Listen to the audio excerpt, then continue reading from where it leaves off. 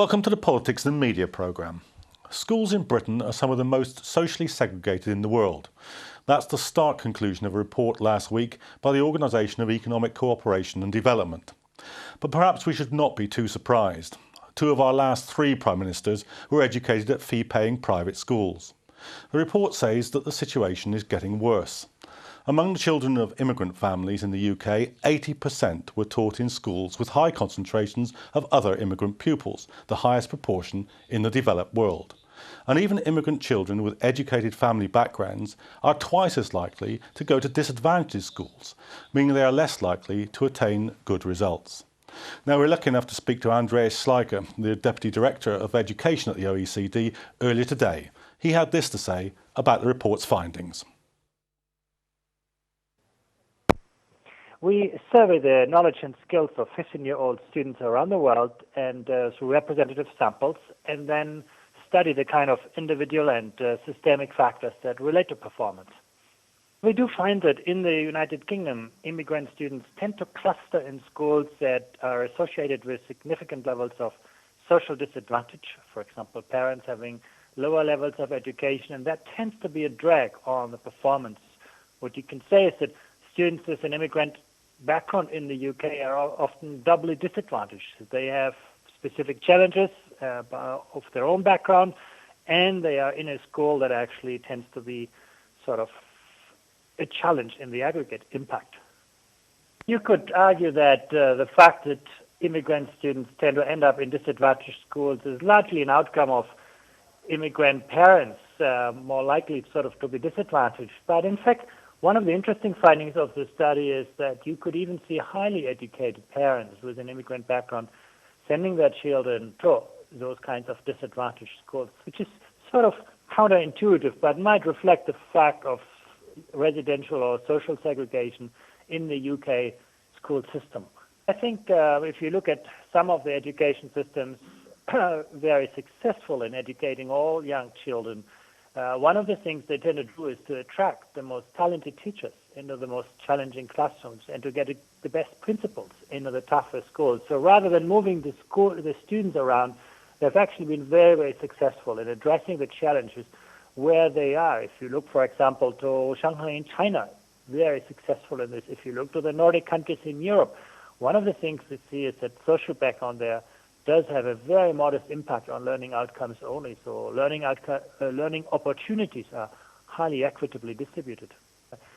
One of the things the government is doing is to invest more into schools that face greater challenges. And that's one of the most fundamental things governments can do.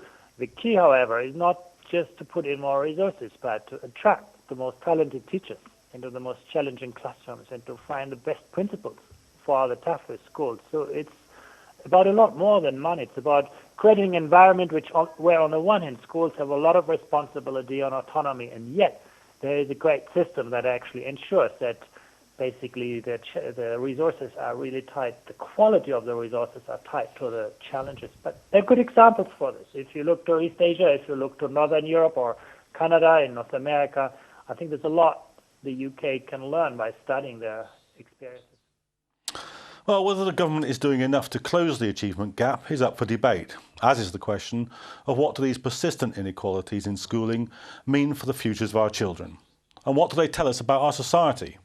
Well, with me in the studio to discuss the OECD report is Dr. Mohammed Abdul Barry, consultant at Amana Parenting, and Andrew Boff, Conservative member of the London Assembly. Welcome to you both. And on the phone, we're joined by David Levin, headmaster of the City of London Boys' School. Welcome to the programme, David. Let me start with you. These are very disappointing findings, I would have thought.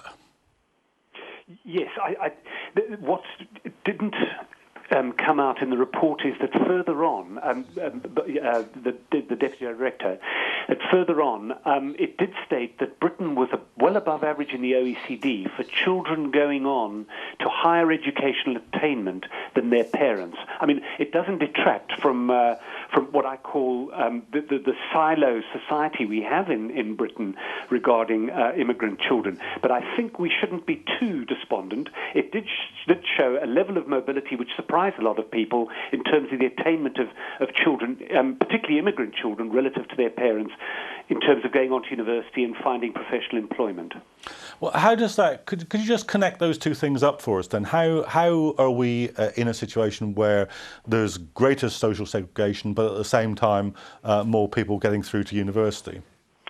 Well, I can only speak for my own experience, so you could argue it's anecdotal, but we have a link between the City of London School and Stepney Green Boys School in Tower Hamlets, which is an excellent school. Now, it's 97% Bangladeshi, and as I understand it, not just Bangladesh generally, but from a particular region of Bangladesh. And this is a very good school. I mean, high-performing and graded outstanding by Ofsted, and the children go on to do great things. And indeed, we've had boys come here in the sixth form on scholarships, 100% scholarships, who've gone on to the most prestigious universities in the country. So I think we've got to be very careful about saying immigrant schools in disadvantaged areas don't produce the goods. They often do.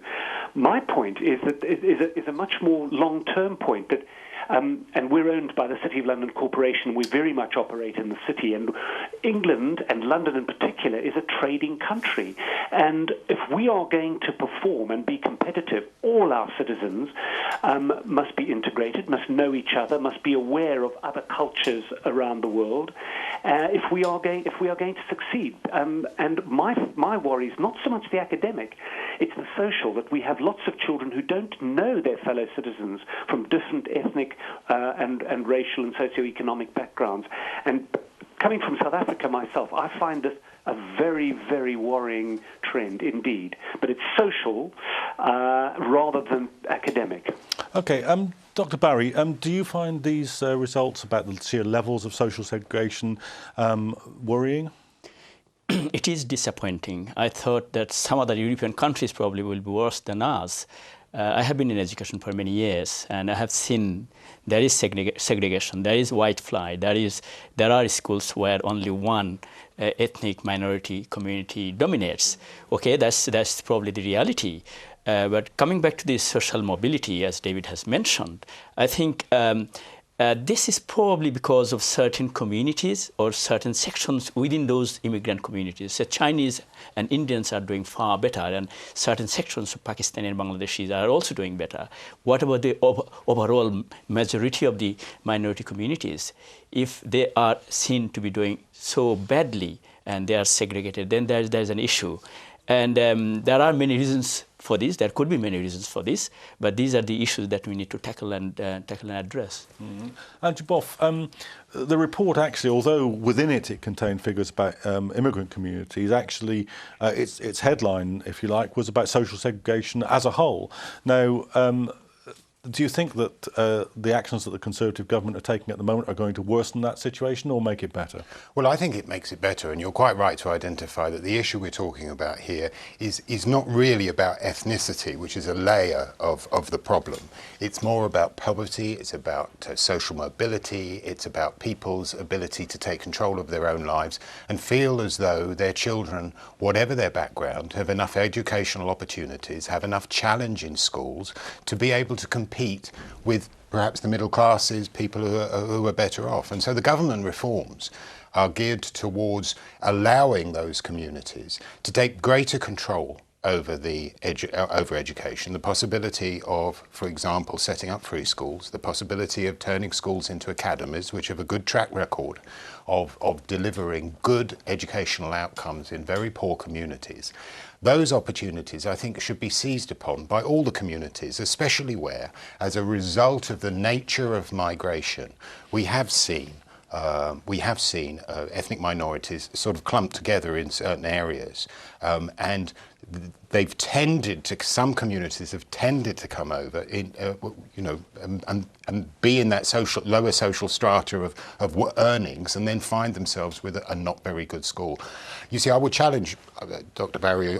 I don't think it's so much white flight; it's rich flight. I think this is what happens. It's the wealthy who move out to areas where they see there's better opportunity and better schools, who can afford that kind of mobility. So that's the problem. But how is this going to work out when one of Mr Gove's policies that he's pushing through, the education sector that he's pushing through at the moment, is to get rid of continuous assessment, to make the examination system based on what you do one day in a one-off examination, and studies over many, many years have shown that disadvantaged and working class pupils do better under continuous assessment?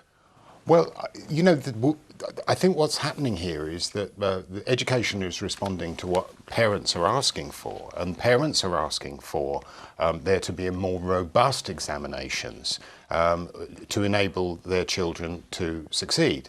I agree with you to the point. I think a headlong rush into exams on the day being, you know, your ability to take exams on the day is probably a mistake, and there should continue to be an element of continuous assessment.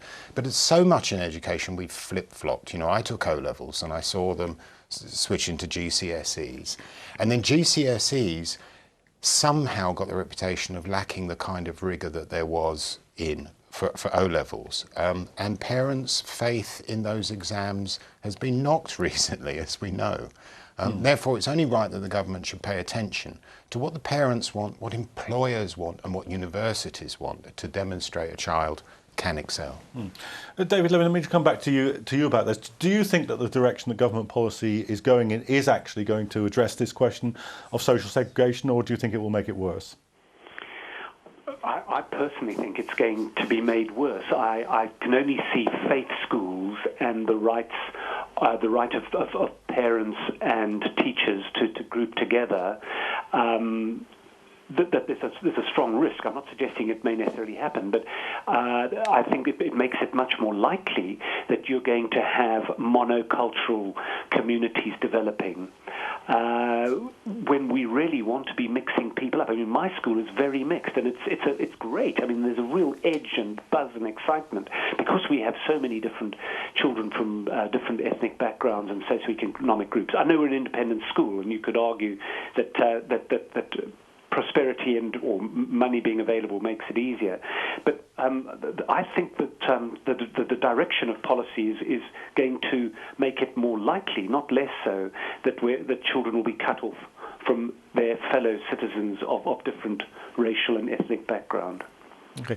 Dr. Barry, let me ask you about the government's pupil premium scheme, because this is a scheme whereby schools can claim an extra amount of money if they have pupils from a disadvantaged background, but there's no requirement that the money is actually spent on the education of those pupils. So do you think that this is a policy that's working?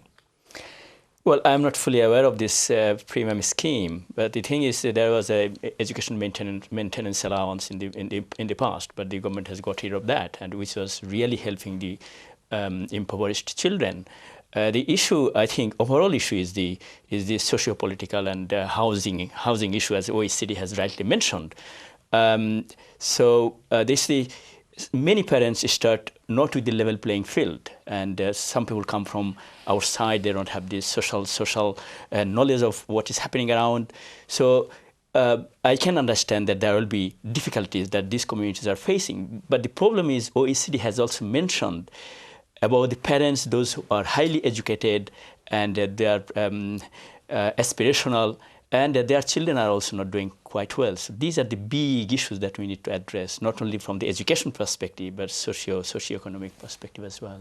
And Bob, Dr. Barry's raised the housing issue there, and the OECD report does indeed say that perhaps more important than the pupil premium or anything else is going to be the housing issue as well. And yet the government, it seems, is determined that there will be less enforceable provision for social housing. So how do you think that will impact on the educational system? Well, I'm an elected member for London, so I can really only speak to London. And in London, there really is only one housing problem, and that is there are not enough homes. And that has distorted the market to the extent where people find themselves in overcrowded conditions, unable to move, and that affects educational attainment. Overcrowding is probably one of the biggest contributions to problems with educational attainment, not to mention health outcomes and all the rest of it. So what we need to do is provide those incentives to build more houses. As I say, there is only one housing problem in London. Everything else is a symptom of that, and we need more homes built. And I'm encouraged that the Mayor is starting to join up the different departments, local authorities, Thames Gateway Development Corporation, and all these other landowners, and tying them up and getting them together to make sure that we make land available for more developments. You see, it is about poverty. The issue is about poverty. It is about opportunities. And I am not surprised that the way an innovation takes place is that it's always community leaders that start the ball rolling. And in some areas of the country, in some areas of London, the community leadership is provided by local religious leaders, sometimes a mosque, sometimes a Gurdwara, whatever it is. They are provided by the local community because that is where they focus. I'm dubious about this argument that that schools are monocultural. You know, schools were monocultural for many years, and we only now seem to worry about monocultural schools when it's not the culture that prevailed for so many years. And I think there's absolute positive benefits that faith schools can make to children's attainment, and they're to be encouraged, not marginalised. Okay, David, let me just ask you about the connection between housing and schooling in the way that the OECD has reported it. How strong a connection do you think that is, and do you think that the current policies are going to help or hinder the education system? Well, I agree. The problem is one of quantity of housing, and to the extent that can be improved, that would be a hugely helpful thing. I think the housing is a major point. 1 in 7 of the boys at City of London School are on full fee bursaries, and in the past, a number of them have been in overcrowded housing conditions. I remember a family of 4 in a 1-bedroom flat in Dalston. The boy is now at an American Ivy League university, but we had to make it a condition of the bursary that he stayed at school after school and did his homework here before he went home, because there simply just wasn't the space and the peace and quiet to do his homework at home. And I think if one were to replicate that, across a number of communities, clearly the educational attainment of children must be affected.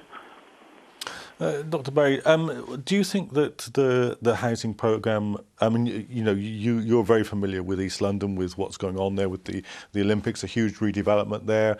There's supposed to be a legacy. Do you think that East London, the other side of the Olympics, will have a housing situation which is better than it was? Do you think it'll be feeding into the educational system?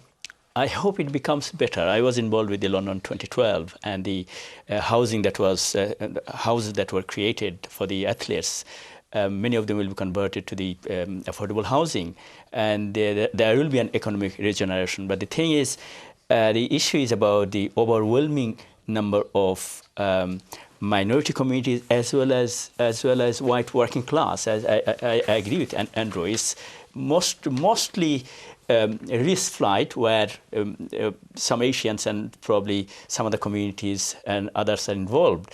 But the problem is in Tower Hamlets itself, where I taught for 15 years, 2-bedroom houses or flats had 7-8 people, and children used to go late because probably there is only one toilet.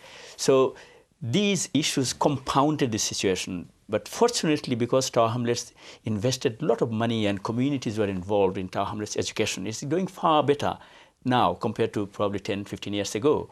So there are ways out, but as I said, it's a broader socio-economic issues, and as well as it's the political empowerment, probably local politics and the sort of things that London citizens do and empower people, that is probably needed. Andrew, do you think, I mean, you've made the point that, and Dr. Barry's just made the point that, the level of local involvement and local commitment to these things is the sort of the beginnings of change. But do you think that kind of atomising up the educational system in terms of who controls it is a good thing? Surely there's a democratic deficit there. You're taking it out of the control of a democratically elected local authority. You're putting it somewhere else. The lack of coherence in the system is bound to grow under those circumstances. I have a concern with some people who value equality more than they hate poverty. And sometimes to provide an equal provision for all children is to provide a poor provision for all children. And if you're concentrating on all schools being the same, that's often the outcome that you're going to get. We need schools to thrive, and the only way that schools can thrive is for the talents of the teachers and the head teacher and the parents come together to create an excellent body for delivering educational outcomes. And we've seen that in so many examples in London. Quite near me is the Mossbourne Academy, and I'm very grateful that the head teacher raised the point about overcrowding in Dalston, which is very near the Mossbourne Academy. That's not just an anecdote, that is there is so much overcrowding in Hackney in the east of London. It really is affecting children's educational attainment. And there, in the Mossbourne Academy, we have superb educational outcomes in an area whose demographic doesn't exactly shout out educational attainment. So I think we've got to give more control, more trust to schools, parents, head teachers to deliver the right kind of outcomes for our young people. But we need, as politicians, to support them. And one of the things that we need to do, and I'm pleased the Olympic Park was raised, I've been quite critical of the Athletes' Village because of the configuration of the Athletes' Village, which is predominantly flats. And I don't think that the record of tower blocks in London has been a particularly good one, and indeed throughout the country. One of the things that the London Assembly and myself have pressurised the London Legacy Development Corporation to do is to replace the future plans for building, which were predominantly flats and, as a shorthand, yuppie flats, if you like. And now they're going to concentrate a lot more on family housing, with 3, 4, 5 bedroom houses, and the first one will be called Chobham Manor, because we need to start listening to the people that hidden problem of overcrowding in London. Because I think what happens is that people think that because somebody's got a home, that therefore they have no housing need. And there are so many people suffering from overcrowding that it is the biggest problem, the biggest social problem that we could tackle as London government, and we are trying our best to do so. When you were saying there that that the education system depends on the teachers in it, just as the health services depended on nurses and doctors, but I mean, nobody looking at the reaction, certainly of the teaching unions, to what's happening to their conditions at work, in pensions, in wages, can think that you've got a happy workforce here, and that does impact on the education system, doesn't it? Well, I think the problem with education has always been there's been too many changes, but one of the things that I think is not wise is the level of regulation of teachers. The level of regulation that says what you'll be teaching at what hour of what day, a bit like the French system of education, to the point where the valuable work that we've put into training teachers for so many years, of entrusting them with the kind of skills that they need to deliver to engage with children, are being marginalised. They are not being allowed to use those skills. Let me just put that point to Dr. Barry. Do you think that the teachers who are complaining very bitterly about the conditions of their work, do you think they've got a point? They have points because they are in the profession and they work with the, especially in the inner cities, they deal with very serious issues and the housing issues, social issues that affect the children, and children's behavior affect teachers. So education is related with everything, as Andrew has mentioned. And if local authorities are there to help, then it helps, but sometimes we see that government doesn't probably give that value to the local authorities. And in my opinion, local authorities are important because they are elected from the local people. It has to be proper balance. At the end of the day, education is about aspiration. Okay, and if that's exactly where we're going to have to leave it, I'm afraid, because that's all we've got time for in the first part of the programme this week. But do join us for the second part of the Politics and Media programme in just a moment.